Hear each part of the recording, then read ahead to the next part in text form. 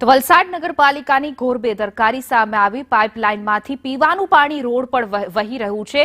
Stadium road પર પીવાના પાણીની નદી વહી પાલિકાનો બેદરકારીથી પીવાના પાણીનો વ્યય થઈ રહ્યો છે। જાવેદ ખાન અમારા સંવાદદાતા જોડાઈ ગયા છે। જે જાવેદ, આ નગરપાલિકાની બેદરકારીથી પીવાના પાણીની વેડફાટ થઈ રહ્યો છે, શું છે અપડેટ?